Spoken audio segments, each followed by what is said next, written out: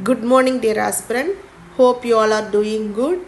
So, today the most important issue is Bima Shaki Yojana. This comes under economy as well as in scheme. So, any schemes that comes under the news, all you need to know about is the objective of the scheme, the implementing ministry as well as the beneficiary. So 2 lakh women insurance agents will be appointed over the next 3 years. So this is a initiative launched by LIC. The objective is to empower women, particularly in rural areas, by providing employment as well as financial independence. So this scheme also can be right as an example for financial inclusion. The scheme is to support women who is between the age of 18 to 17 years.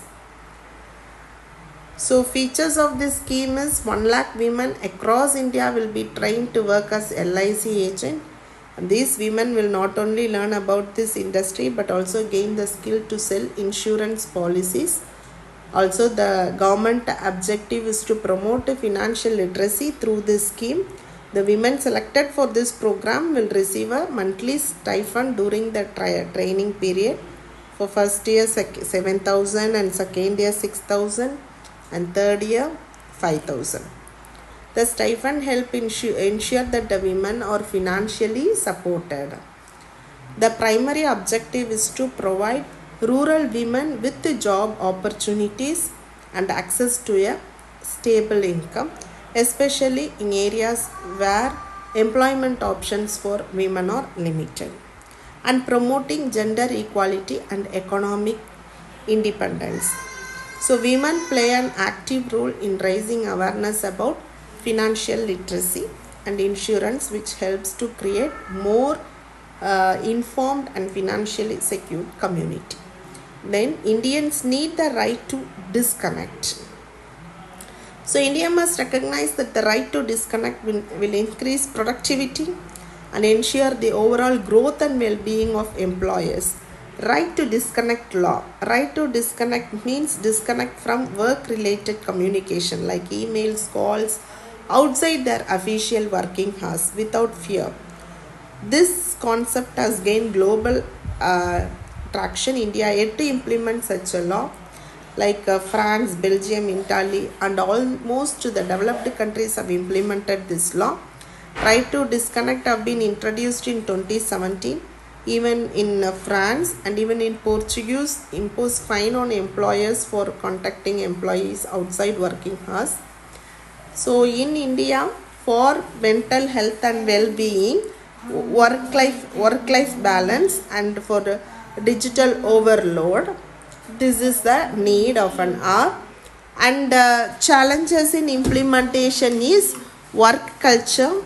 In India, corporate culture demand extended availability, and economic impact. Restricting after hours work might affect industries. Ensuring compliance across diverse industries and organizations is challenging. Small companies might struggle with reduced flexibility due to resource constraint. Potential provisions for an Indian right to disconnect law. Defining working hours. Employers must specify working hours in employment contracts and policies. And restricted communication. Employers cannot penalize employee for not responding to after hours work communication, and exception for emergency as well. National Food Security Act 2013. This comes under GS2 governance. So this continue to be the important issue because of the recent claims in PDS. PDS is now generated by the provision under NFSA Act. The Act provides coverage for nearly 2/3 of the country's population, the world's largest food security provisions. 75% of rural and 50% of urban is entitled to receive highly subsidized food grains under 2 categories of beneficiaries, that is Antyodaya Anna Yojana household and priority household. State and union territory wise coverage is also determined by the Erstwhile Planning Commission. The Act entitles 35 kg of food grain per Antyodaya Yojana household per month, whereas 5 kg of food grain per person per month. So under NFSA, identification is done by the state government or union territory government, which is required to frame its own criteria. Highly subsidized central issue price of rupees 1, rupees 2 and rupees 3 for coarse grain, that is keep unchanged from 2019 onwards. No reduction in food grains allocation to any state or union territory. Eldest woman of the beneficiary household is considered as the head of the family. Grievance redressal mechanism through state food commissions, DGROs, vigilance committee at different levels or provision for women empowerment. Assistance to state union territory for meeting expenditure on intrastate transportations. Try to answer this question. Which country introduced the right to disconnect in 2017? What is the primary objective of the Bima Shakti Yojana?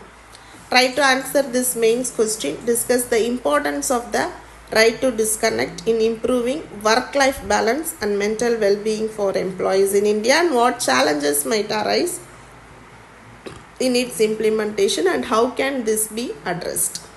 So we have introduced to prelims test series, which is a revolution in test series that consists of 100 tests. Also we extensively cover the NCERT previous year question and then current affairs, etc. Thank you. Have a great day.